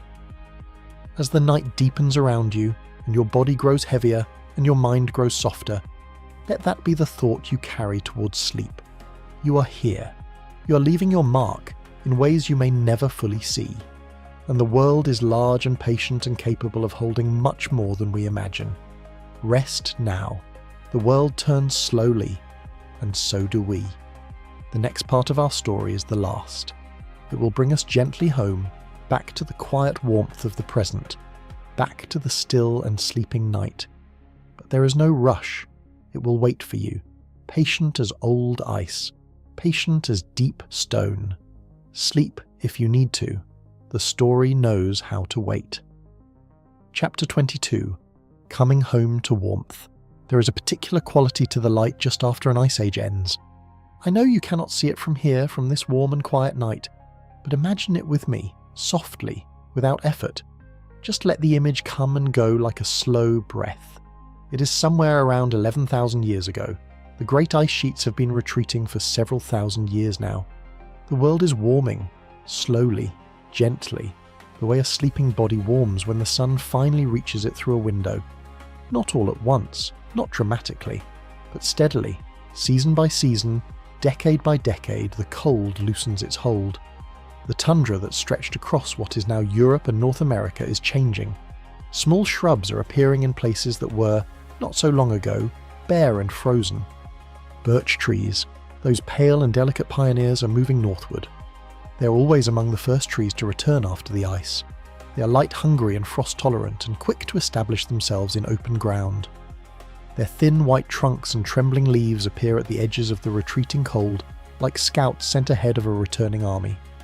Behind the birches come the pines, and behind the pines, slowly, the oaks and elms and the whole rich diversity of the temperate forest, moving northward at the pace of seeds carried by wind and birds and the slow drift of time. Animals follow the trees, and behind the animals, people. Imagine a small group of people, somewhere in what will one day become northern France or Germany or Britain, following the edge of the retreating forest northward. They are lean and capable, dressed in furs, carrying tools of bone and flint. They move quietly through a landscape that is being remade around them. They do not know that an ice age is ending. They have no word for ice age. They have no framework for the 100,000-year cycles of the Earth. They know only that the winters have been a little less severe lately, that the game is moving northward, that there is new grass in places that were bare last year. They follow the grass. They follow the animals. They move into the new land. The warmth is opening one careful step at a time, and they are happy in the way that people engaged in the ancient work of living are happy. Not the complicated happiness of a life examined and understood. The simpler happiness of warmth after cold, food after hunger, rest after movement. The happiness of a body doing what it was made to do, in a world that is, for this moment, generous. That happiness is in you too, right now, in your warm body, in your resting mind. You're the descendant of people who survived the cold and walked into the warmth. That warmth is still in you. Let yourself feel it. For a moment, just breathe. Chapter 23. The softness of what remains. As the ice retreated, it left behind more than landscape. It left behind silence. There is a particular silence that belongs to a world just after the ice. A silence that is not empty, but full. Full of the sounds that are just beginning. The first birds returning, the first insects, the first frogs calling from the edges of new ponds, the wind in the first birch leaves, a sound like soft rain, like something waking gently from a very long dream. This silence, this gentle beginning, has a quality that feels like permission. Permission to start again. Permission to grow in new directions. Permission to be something different from what you were before. Because the landscape you are growing into is different. Because the world has changed, and you are changing with it. Every living thing that survived the Ice Age and expanded into the warming world was, in some small biological sense, new, not a different species, but a population that had been tested and compressed by thousands of years of cold, that had survived and adapted and come through, and was now moving into open space and abundant resources, with all the resilience that survival had given them. There is a biological term for this. Scientists call it a population bottleneck, when a population is reduced to a small number by some difficult period and then expands again afterward. The expanded population carries the genetic legacy of the survivors. The traits that helped them through the difficulty are represented more strongly in the new, larger population. We went through this. Humans. During the Ice Ages, human populations were smaller, more isolated, more stressed by the difficult conditions. And when the warmth returned and the populations expanded, the traits of the survivors shaped the new generations. We carry the ice in our genes, just as the landscape carries it in its rock and soil. but I want to be careful not to make this sound like a story of suffering that produced strength. That is too simple and too hard. The Ice Age was not a training program. It was not designed to make us stronger. It was simply what was happening, the long, slow rhythm of the planet, and we were inside it. Doing what living things do, we adapted, we endured, we found warmth where we could, in fire and in each other, and we came through. That is the real story. Not that hardship made us strong, but that we are, all of us, the product of an unbroken line of people who found a way through. Every difficulty, every cold winter, every hard year, every single ancestor, all the way back to the very first, found a way to survive long enough to have children, who survived long enough to have children, all the way down to you. You are the end of an unbroken chain that stretches back further than the last Ice Age, further than the first Ice Age, back into the warm ancient world before the Quaternary glaciations began, back into the deep time of life on Earth. You're here because every single one of your ancestors made it through. Every single one. That is not nothing. That is everything. Let that settle gently around you, like a blanket, like warmth. You are here. Chapter 24. The Stars That Drove the Ice. Let me take you outside for a moment, not literally. You don't need to move. Just let your mind drift upward, gently, through the ceiling, through the roof, through the cool night air, up into the dark sky above. It is night up there.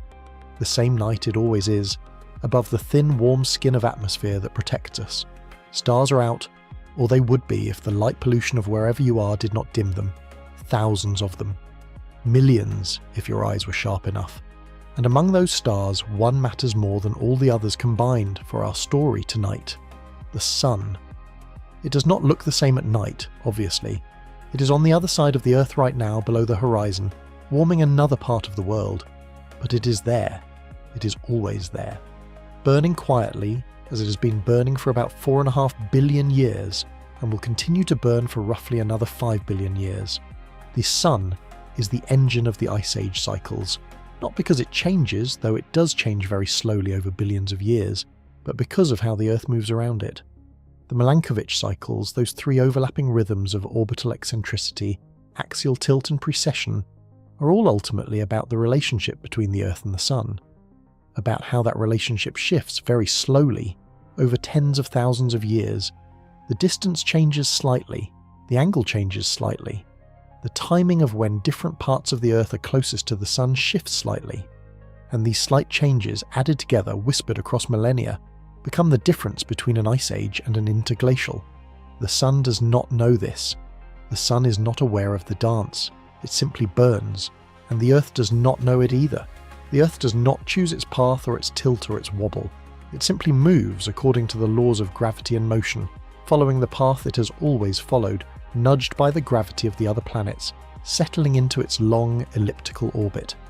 And yet, from their unaware and unintentional interaction, something as complex and consequential as an Ice Age emerges. A global transformation, continents buried in ice, sea levels dropping, forests retreating, animals adapting or dying, humans shaping themselves to the cold and then expanding into the warmth. All of it from the mindless, beautiful, indifferent dance of a planet around its star. There is something in this that I find deeply restful. The universe does not need intention to create complexity. It does not need awareness to produce beauty. It does not need anyone to be in charge for extraordinary things to happen. The Ice Ages happened because of mathematics, because of the cold, precise, endlessly patient language of gravity and orbital mechanics. And from that mathematics, living worlds emerged and struggled and adapted and created art on cave walls and cities on riverbanks, and eventually the civilization that built the room you're resting in tonight, from mathematics. From the slow dance of a planet around a star. If that does not inspire a kind of quiet, wordless wonder, I am not sure what would. Look up in your mind's eye, through the roof and the sky and the dark. The sun is there, on the other side of the Earth, burning. The Earth is moving, slowly in its long elliptical path, tilting, wobbling, dancing its ancient dance, and you are here, very small, very briefly, on the surface of it all, warm and still and breathing. For a moment, just breathe. Chapter 25. A World That Always Returns. I want to tell you something about resilience. Not the resilience of heroic effort, not the resilience of gritting your teeth and pushing through. I want to tell you about a quieter kind, the resilience of returning, the resilience of the world that, no matter how cold and covered in ice it becomes, always finds its way back to green.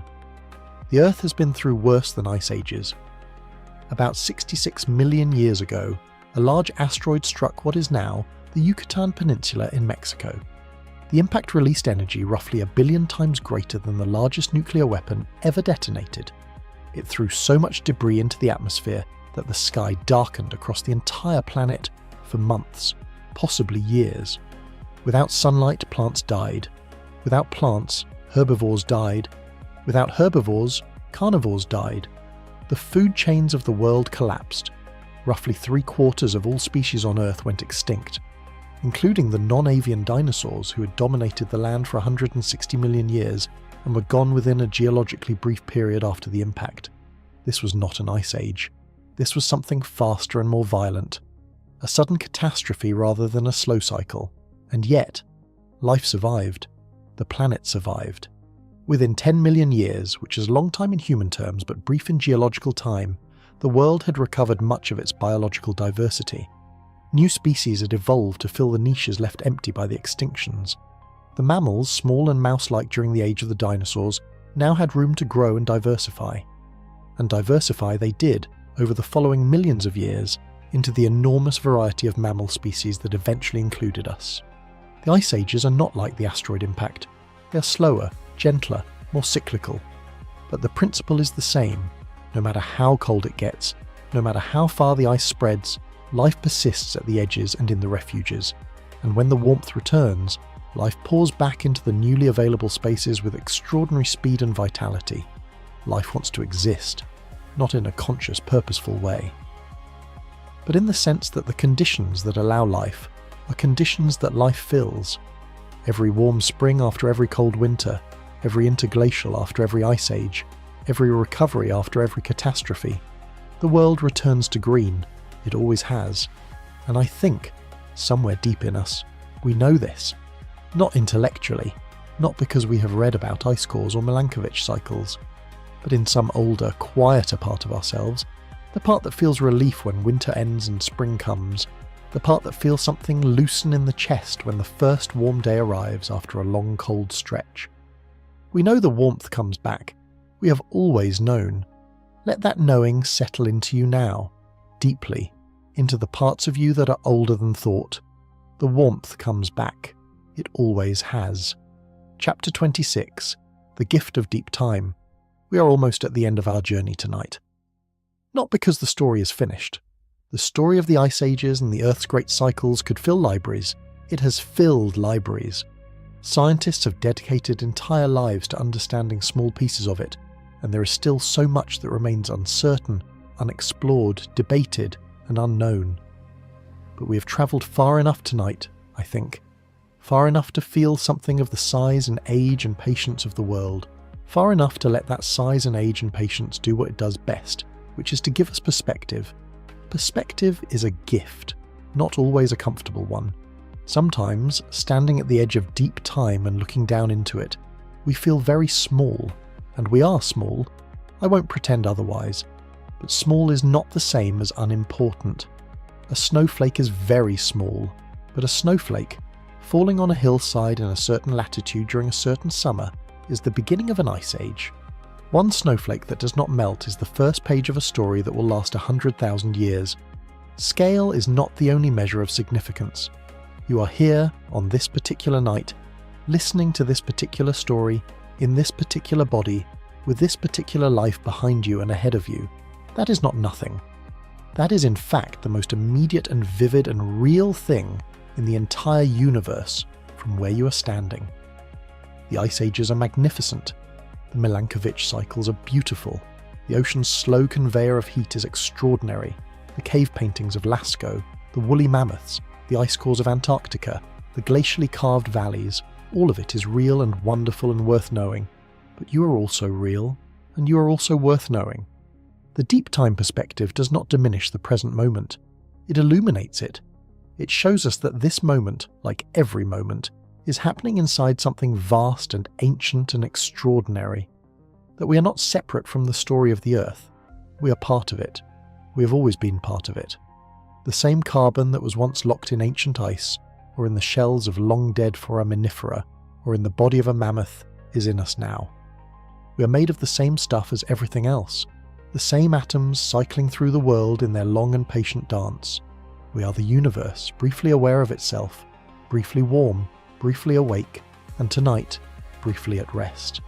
Let yourself rest fully now. Let everything you have heard tonight, the orbital cycles, the glaciers, the cave paintings, the rising seas, the patient ocean, the slow return of forests, let all of it drift gently through the back of your mind like soft music, not needing to be understood or remembered, just present, like the low hum of something very old and very quiet. You are safe, you are warm, you're exactly where you need to be. Chapter 27. Drifting down. The night is deep now. Wherever you are, the world outside has grown quieter. The city, if there is a city, has softened its sounds. The traffic is thinner, more distant, more like a gentle river than a road. The sky outside, if you could see it, is fully dark. The deep dark of late night, the dark that feels like the world has finally exhaled. And inside, you are here. Your breathing has probably slowed, without you asking it to.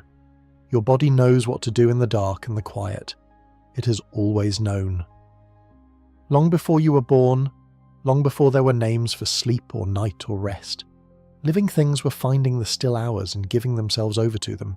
You are doing something ancient right now, not dramatic, not remarkable, profoundly ordinary. And in that ordinariness, something very deep and very good.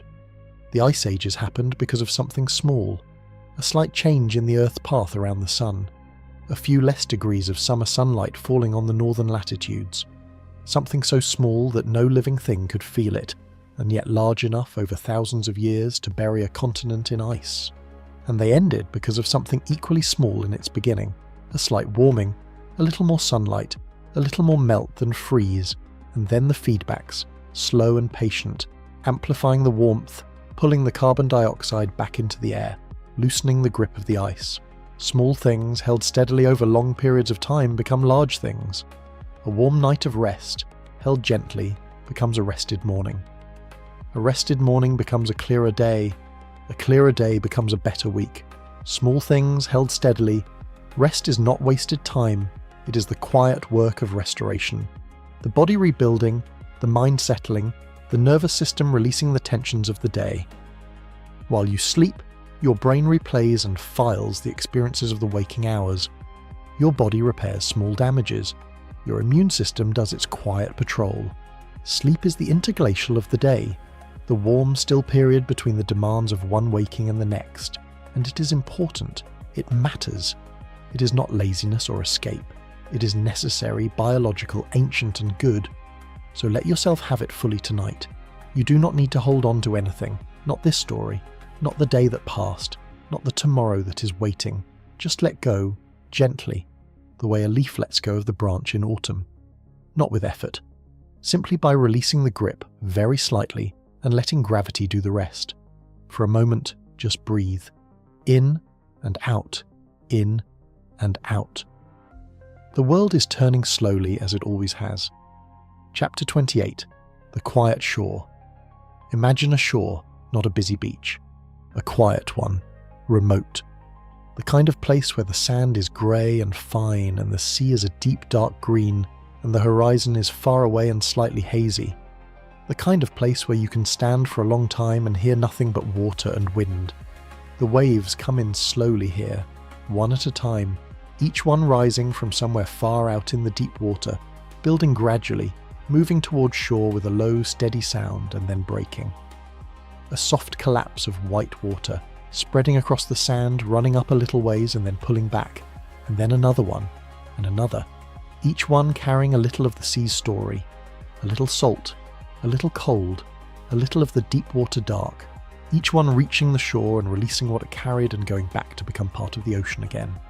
This is how we come to the end of a story like this, not with a sharp ending, not with a conclusion that ties everything up and sends you off with a clear point to remember, but like waves, becoming softer and slower, each one a little quieter than the last until the sound is barely distinguishable from silence. The ice ages are still happening in their 100,000-year rhythm. The Milankovitch cycles are still turning in the slow mathematics of the sky. The ocean is still carrying its heat from the tropics to the poles in the deep and patient conveyor of the thermohaline circulation.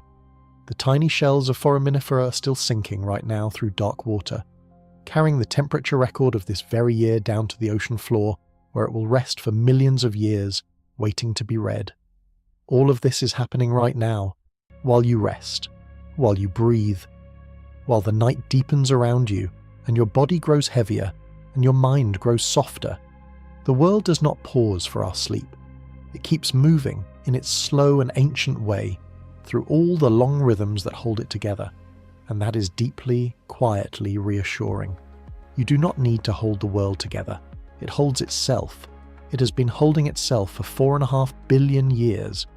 It will continue to hold itself through every ice age and every interglacial, through every long cold and every slow warm return, long after everything we know has changed into something else entirely.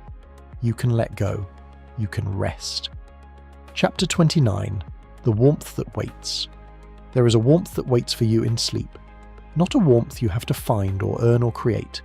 It is simply there, in the body, in the darkness behind closed eyes, in the quiet drift between one thought and the next. A warmth that your body makes, that has been keeping you alive since the moment you were born, that will be there through the night until morning. The ancient people who painted on cave walls by firelight knew this warmth. They gathered around it in the dark, they shared it. They relied on it completely. Fire was not just heat to them, it was safety, it was community. It was the difference between surviving the night and not.